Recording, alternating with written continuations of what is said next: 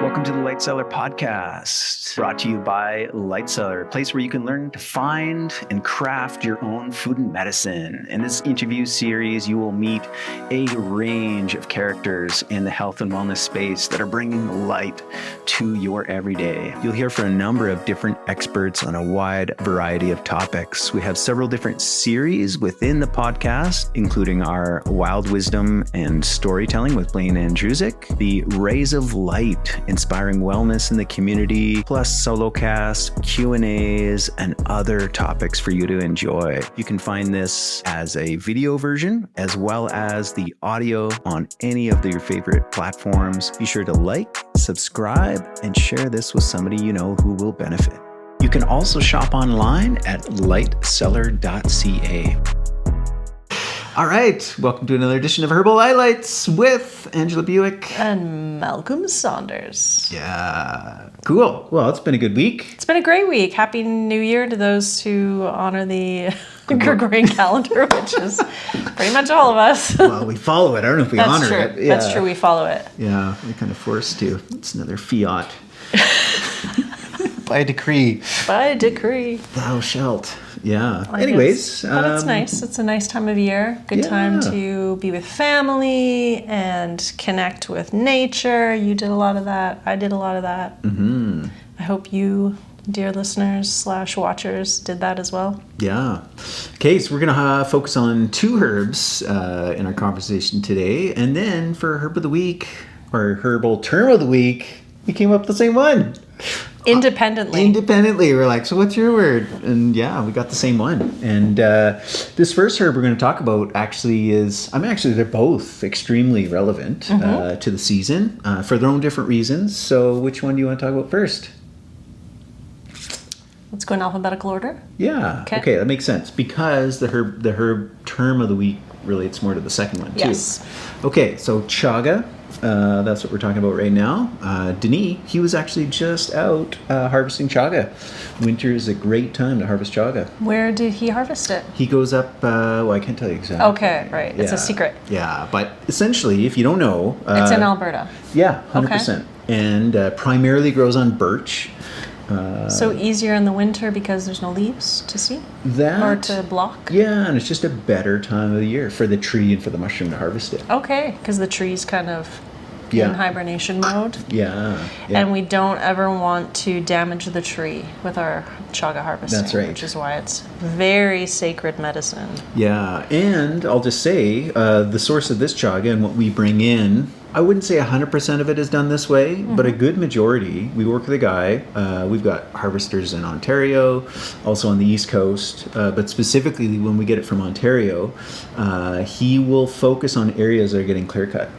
Okay, and so he will go in before the clear cut. Yes. Harvest the chaga. Yeah. The trees are going to get sadly destroyed anyways. Yeah. All right. So, that's cool. Depending if you've heard this, like in the kind of the herbal community, chaga can be a little controversial because it's wild crafted. There's a concern of it being over harvested, overused.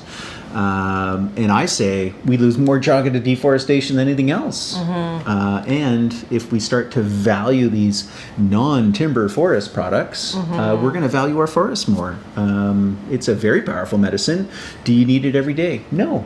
And in fact, my teacher always taught that chaga, she would feel comfortable using reishi every day. Yep. Chaga she would use more in cases of cancer, people who have cancer. Right. Yeah. Because of its anti-tumor properties. For sure. And this is where we're going to get into, like, chaga's got a host of benefits, as you mentioned, with cancer, not only like dealing with tumors, this type of thing, but then also like a supportive therapy if you're going through the chemo, the radiation, that kind of thing. It can be helpful that way. It's an incredible antioxidant, anti-inflammatory. It's just an all-around like powerful medicine, and it's actually very nourishing as well. Like tons and tons of minerals. I think it's one of the only like highest foods in melanin. Yes, that's right. The dark color. So if you're just listening to this, it's a very dark brown color. Black almost. It is almost black, so probably helpful for Jing. Helping That's right. to nourish the jing. So hence wintertime, right? Yep. Seasonally appropriate. Yep. So again, I know some of you are going to be listening to this, but here's a little cross section. Yep. You can see birch tree, and it literally That is so cool. just kind of like exploding out of there. Mm-hmm. Yeah, this is a cross section of a tree that I was gifted by Blaine and Drusick from northern Saskatchewan. So Oh, nice. birch is primarily the host tree. And in Alberta, we do have chaga, but you got to go to the boreal forest. So you got to go a little farther north. So Denis goes around Rocky Mountain House. Yep. It's about as kind of far south as you can find it. You can go out to BC, where they've got a lot more birch. Same up north? No, Or all over BC? Yeah, all over BC. Yeah, I'm trying to think some of the places I found chaga in BC, like Kootenays, you know, even Revelstoke area. There's got to be there's got to be birch that grows there, and enough of a population, like they say it's like 1 in 1,000 birch trees will have chaga on it. Okay. And And do you, so that we have a wild chaga, which is the one that we're holding here today, and then we also have a regular chaga. yeah. If people were curious about the difference between those two. Yeah, so Is this it just one, the wild? wild harvested, that we craft in house, and then the other one comes from the States. It is a wild chaga as well, but somebody else produces it. Okay, they in that make it. way. Okay. Yeah, Awesome. And then with chaga too, we sell chaga pieces. We sell various kinds. We sell a fine cut, a tea cut, and powders. yes, And to say if you get the tea, you can re-steep it over and over. yeah. And then you can even tincture it if you're into that. Well, I would say even technically termed decoct it Yes. versus thank steeping. You. Yes, Steeping being yes, that yes. light kind of. Yes, sort of thank keep you. it. You can re-decoct it. Yeah. You can keep decocting until it loses its color, and then you can tincture it. Yeah. Because it is such a special. And then the alcohol will pull Mushroom. out more, you know, in a different spectrum. Yeah. But with the tinctures, we use the fresh chaga, not spent stuff. Yeah. So it comes out like really thick Yeah. and dark. Yeah. And it's amazing. You know, this is really where, so the last time we did this, like it becomes so evident that each has its own role in terms of what it extracts, you know, both the water and the alcohol. Because we had a bunch, chunks just sitting in alcohol, poured it off, strained it, and then you threw it into some water to decoct it, and it just like, it just kept like giving. It's very, it is So very I would say if rich. you're making your own chaga tincture at home, I would re-extract it again. Yes. As well. Like Yeah. it's not a one and done for tea or tincture. Yep. You know, accordingly, you just proportionally use less water each time, or alcohol each time, less solvent, we can say, that you're extracting from it. But yeah, keep going until there's nothing left. So that's another way to kind of honor the tree. So, It's a very nice taste as well. Considered the king of medicinal mushrooms for whatever reason. There's some arguments about that. Yeah, and the Reishi, genderization of it. Reishi or chaga, which one? And which one's better, the king or the queen? Right? Yeah. Well, on a chessboard, they're both pretty darn important. It's true. It's true. Indispensable. Yeah. The queen can always be reclaimed, but...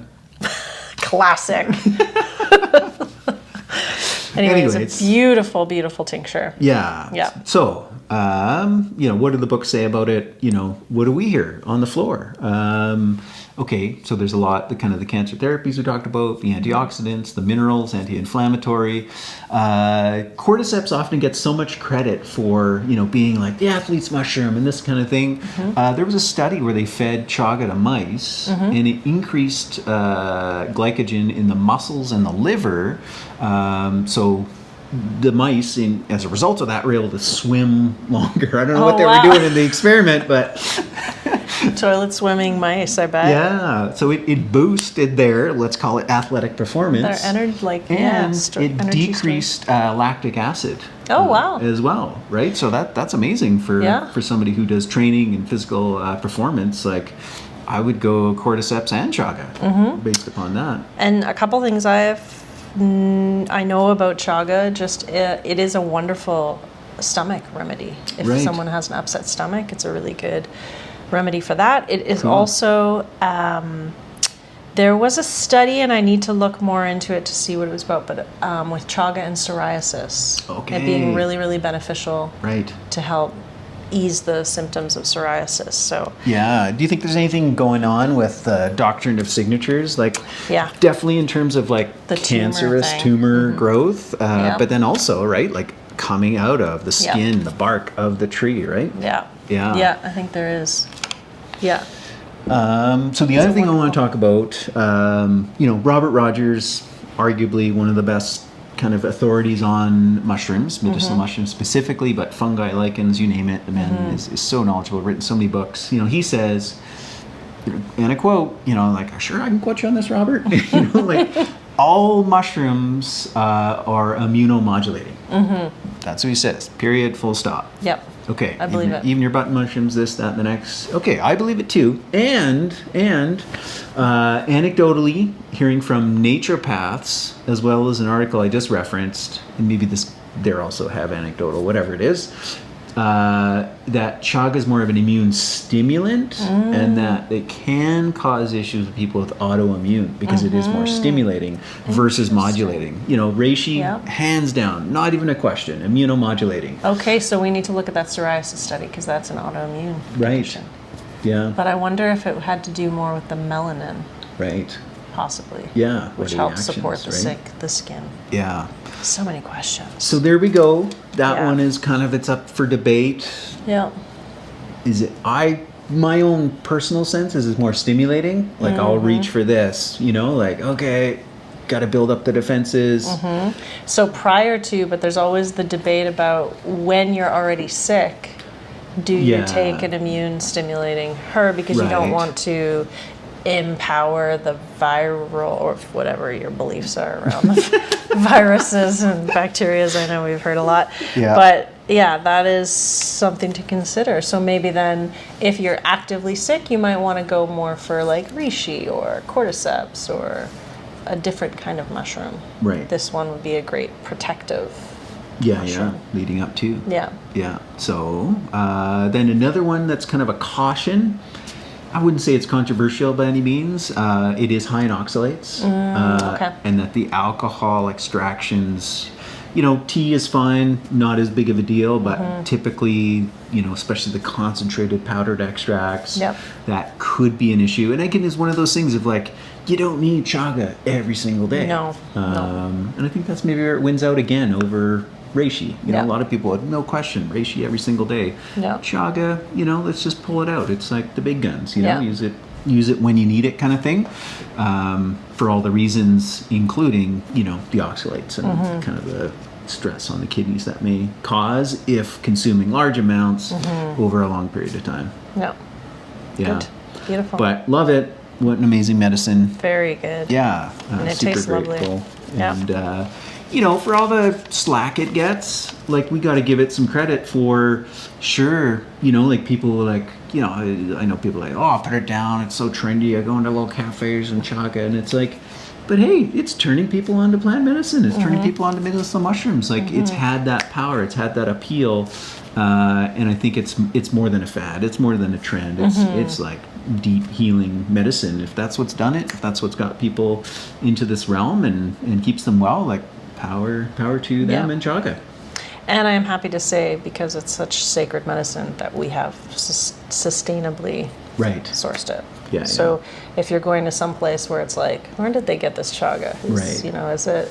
Or, one of the criticisms that came about chaga, and this was Robert in this very specific instance, he's like, again, he was the one like, oh, these cafes, he's like, they gave me a latte and they like sprinkled raw chaga mushroom powder on my latte. And like, he was outraged, Yes, because it doesn't work. yeah, it's not doing the medicine justice. That is a waste, because, this is tough. It's woody. You're not able to break it down. It's got to be extracted and utilized that way. And Yeah. like we just talked about, like, one and done is not the case with chaga. Like, No. if you just make one tea and that's it, you are leaving so much on the table.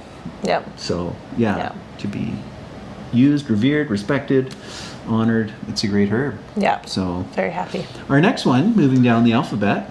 Moving down. Okay, we've got two versions of this. one. We've got lemon balm. So lemon balm. Yeah. For those of you who didn't guess it yet, because we haven't mentioned it.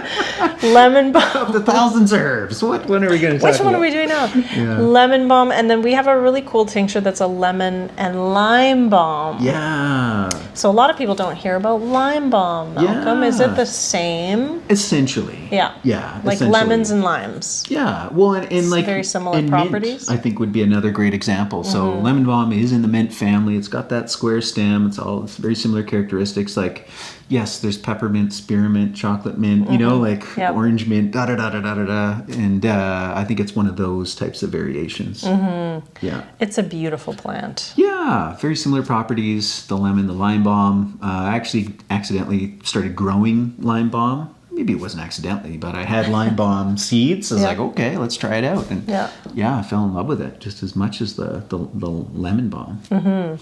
Why did we decide to do a lemon and lime balm? Just because? Just because. Okay. Yeah, I was growing the two, and I was like, this would be a nice like lemon lime, right? Like nice combo. And so I grew a bunch of it, and then I've also got some friends in Ontario. They run a biodynamic, organic, farm, wildcrafting, all that stuff, and they were growing both varieties as well. So I got some from them.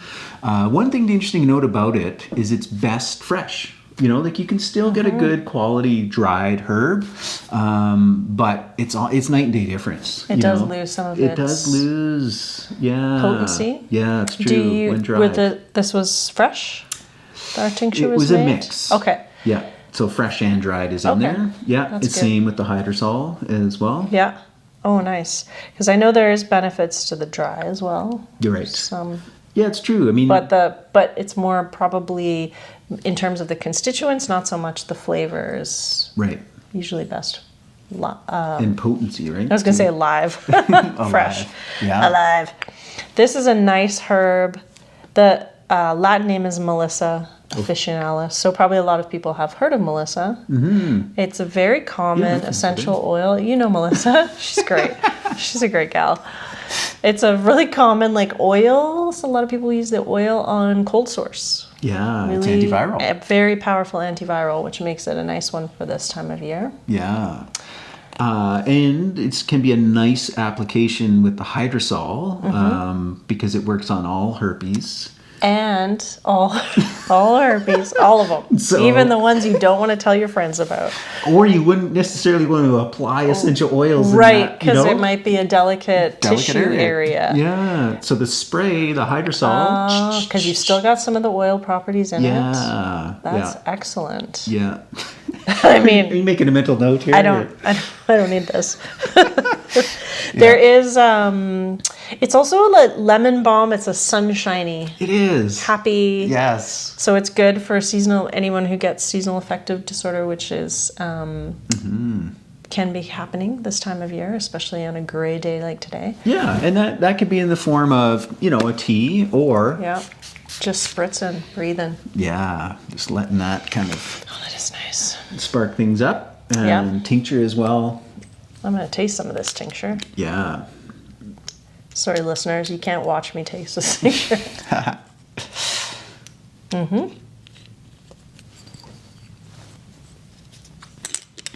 That's nice. And the hydrosol can be taken internally as well. Yeah, absolutely. If anybody wanted to do that. It's almost got this wine gum, not quite sour candy. It's not sour enough, but like wine gum, like a gummy kind of a... It's like a sweety, soury. It's really nice. It's a nice flavor. Yeah. What else do we want to say about lime? Well, here, I'm reading the bottle. Read the bottle. Comes from the Greek word meaning honeybee. Really? Yeah. In fact, there's a great book out there called The Shamanic Way of the Bee, and it talks about the sacred order of the Melissae. It's primarily a female shamanic tradition. Yeah? Yeah, it's fascinating. That sounds very cool. Yeah, from the UK, like the old Celtic druid kind of thing. Yeah. Yeah. It's one of those books you read, you're like, is that true? Did that really happen? But it's like a dream state book. Totally it is. Yeah. Anyways, totally love it. Seasonal affective anxiety is which brings us to our word of the week. Yeah. which we both came up with. You go ahead. So anxiolytic, something that will kind of decrease anxiety. The opposite would be anxiogenic. Which we don't need that. Yeah. In what context? It's a very... Are there medications to be anxiogenic? No. Right. Coffee sometimes for people. That's true. Caffeine can... Yeah, cannabis sometimes. Yeah. Increases anxiety. So Yeah. this is the total opposite. And speaking of which, I haven't done this specific with lemon balm, but I had a friend that it was a different type of herb. It was the albizia. And, because, caffeine, like it usually like, kind of like winds him up. And he doesn't drink coffee very often, but loves the taste, loves the ritual, loves to go out and get a nice, cuppa and that type of thing. And so what he started doing is that he would take his anxiolytic herbs well in the lineup, like kind of preparing himself for the coffee. Yeah. And then it was like smooth sailing. So, I mean, how fortunate he only gets anxiety when he drinks coffee. Yeah. But, like for some people, it's a real like daily thing they have to like battle with. And This is a great herb if you have children in your life. Yes. To have lemon balm and chamomile in your house, and if you ever have a kid that gets like a nervous tummy, or they have like something happening, and maybe they're a bit more of an anxious child, lemon balm, chamomile, wonderful. It's even got, we mentioned the antiviral properties, it's got diaphoretic properties, so it makes you, there's another word. Oh, yeah. Diaphoretic makes you sweat. Yeah. So elderflower, yarrow, all really good. Lemon balm as a more mild, but still really beneficial to have a fever tea. If you ever have kids in the house with fevers, you can create a tea to help them kind of sweat a little bit and get the heat off of them in different ways. Yeah. So lots of applications. Great. Yeah, and then I can imagine, like, and this is where you have all the diaphoretic herbs, right? Like, well, this one's going to help calm them a little bit, right? Or if there's the digestive things going on, that's where you can begin to like fine tune and dial it in. Like, okay, lemon balm's going to be the one. Yeah. We're adding in. I think it helps with sleep as well. Yes. So it can, much like chamomile in that way. Yeah. So it's a good tea to have kind of around supper time and get you ready to sleep. Yeah. It's just a beautiful herb. Apparently related to digestion, gastric ulcers. Yes, and hyperchloridia. Yeah. Which was the word that had us laughing at the beginning, but just like a lot of acid reflux or gastric issues in terms of too much acid. Which lemon balm can help with that. It's all related, because if you can decrease stress, if you can take that anxiety down and just really relax into a meal, your digestion is going to improve. Yes. We know that, poor digestion can lead to hypochloridia, that type of thing. So, yeah. So what a great herb. It is a great herb. I happen to be drinking some. The other one that is often used for is hypothyroidism. Ah, yes. Yeah. There is like a theoretical contraindication with certain thyroid things with lemon balm, but it is, it's more theoretical rather than in practice. And again, it's going to be the amount that you would take. Yeah. That would either balance but I think it's definitely helpful. Yeah. It's going to support adrenal health as well. So. And then the other one that I read, which I was like, oh, okay, well, I don't deal with that. Maybe that I'd probably choose something else, but is pain. Oh, yeah. So apparently for PMS, it's a little bit of one. Analgesic, and it might be about that calming too of the nervous system. Because in the same breath it was talking, well, you could use it for a toothache, and I'm like, well, I'd probably choose other herbs, over that, but okay. Can't hurt. Yeah. And it's bringing everything in as well sometimes in those cases. Cool. Excited about that hydrosol. Now I want to bring some home. Yeah. All right. Well, there we are. We talked about lemon balm, lime balm, interchangeable, kind of in my mind. Yep. And chaga. That was good. Yeah. Okay. Come on down to the store and try them out. We have the samples. Yeah, samples are always here. Mm-hmm. Great. Seasonally appropriate. Absolutely. And bring some sunshine. Yeah. Thanks for tuning in. Bye for now. Thank you so much for tuning in. If you've enjoyed today's episode, be sure to give us a like, share this with someone you know who would benefit, and subscribe so you're up to date with all the new episodes coming out. You can shop online at lightseller.ca, as well as visit us in the heart of Bowness in Calgary, Alberta.